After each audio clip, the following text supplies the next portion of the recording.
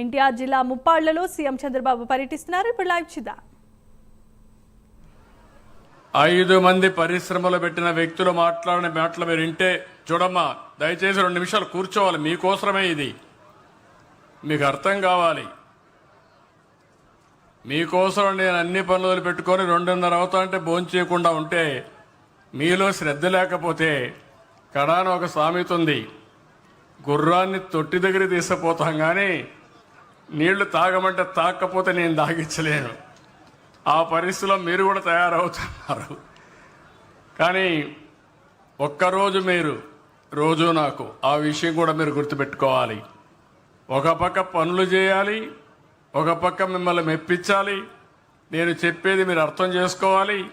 మళ్ళా మీరు కార్యాచరణకు స్ఫూర్తిదాయకంగా ముందుకు పోయే పరిస్థితి తీసుకురావాల్సిన అవసరం ఉంది. ఈరోజు రాష్ట్రంలో పేదవాళ్ళందరికీ విజ్ఞప్తి చేస్తున్నాం.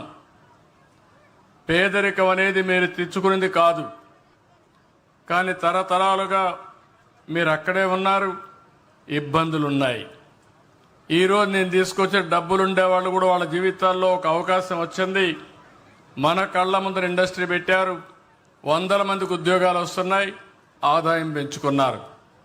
ఈరోజు నేను తీసుకొచ్చిన విధానం వాళ్ళ తెలివితేటలు, వాళ్ళకుండే వనరులు ఈ పేదవాళ్లపైన ఖర్చు పెట్టి మిమ్మల్ని కూడా ఎక్కడికక్కడ మనిషికి కావాల్సింది సరైన సమయంలో సరైన సహకారం.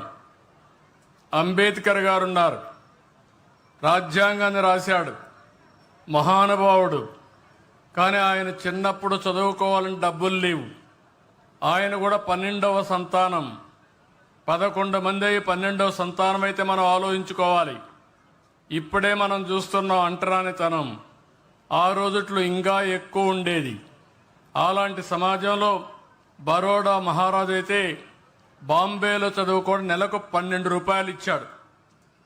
ఆ 12 రూపాయలతో బాంబేలో చదువుకున్నాడు.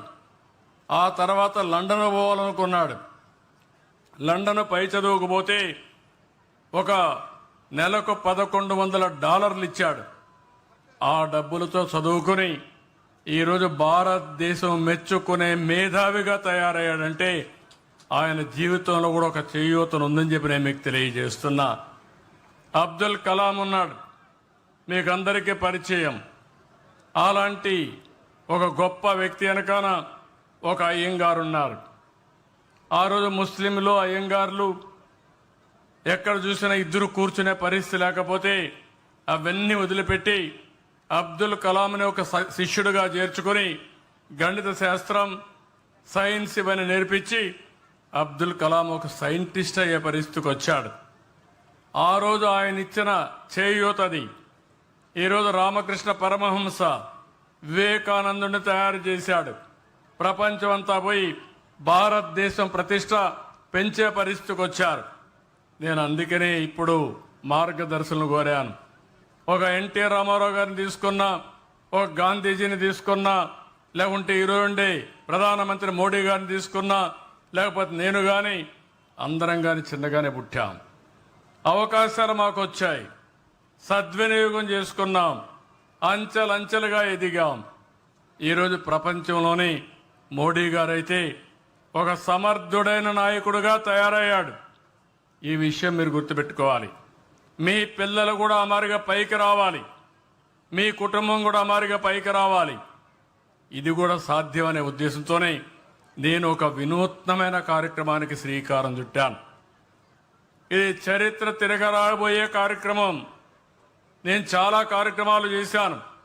ఈ రాష్ట్రంలో ఎవ్వరికి ఇవ్వనంత అవకాశం నాకు ఇచ్చారు. 47 సంవత్సరాలుగా రాజకీయాల్లో ఉన్నా, 8 సార్లు ఎమ్మెల్యే అయ్యాను.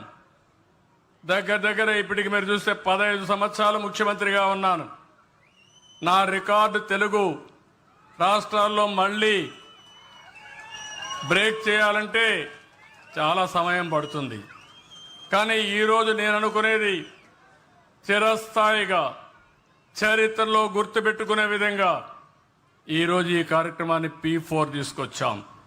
జీరో పావర్టీ, పేదవాళ్ళందరికీ సహాయం చేయాలి. అదే సమయంలో ఎవరైతే ధనికులున్నారో, డబ్బులున్నాయో వాళ్ళు కూడా ఒకటే ఆలోచిస్తారు. డబ్బులు సంపాదించడం అవసరం, పేదరికం నుంచి పైకి రావడం అవసరం. ఆ తర్వాత మీకు తృప్తినిచ్చేది మీరు సమాజానికి ఏమి ఇచ్చారో అదే మీకు తృప్తినిస్తుంది. వాళ్ళు కూడా మీరు విన్నారు, మేము ఇన్ని పనులు చేశాం, ఈరోజు మేము సమాజం కోసం కొన్ని కుటుంబాలని దత్తత తీసుకుని వాళ్ళ పైకి తీసుకొచ్చే వరకు కష్టపడతామని, మా కుటుంబ సభ్యులతో సమానంగా వారిని పైకి తీసుకొచ్చే బాధ్యత తీసుకుంటామని వారి యొక్క మీటింగ్లో చెప్పారు. అందుకే నేను వాళ్ళందరికీ అరకు కాఫీ ఇచ్చి శాలువలు కప్పి సన్మానించానంటే నా కోసరం కాదు, అది మీకోసరం అని చెప్పి మరొక్కసారి విజ్ఞప్తి చేస్తున్నా. ప్రతి ఒక్క వ్యక్తి ఒకటి ఆలోచిస్తారు, సమాజంలో గుర్తింపు కావాలని, సమాజంలో గౌరవం కావాలని. డబ్బులు సమాజంలో గౌరవం తేరు రాదు. సమాజంలో గౌరవం వచ్చేది, సమాజం గుర్తించేది మీరు సమాజానికి ఏ పని చేస్తే సమాజానికి ఉపయోగపడతారో అప్పుడే గుర్తిస్తారు. నేను అవకాశం ఇస్తున్నా, ఒక ప్లాట్ఫామ్ క్రియేట్ చేశాను. ఇప్పుడే మిత్రుడు చెప్పాడు, నేను మొత్తం స్టడీ చేశాను, బ్రహ్మాండంగా ఉందని. ఈ ఊర్లో ఈ యొక్క సచివాలయంలో 41 బంగారు కుటుంబాలను ఐడెంటిఫై చేశాం.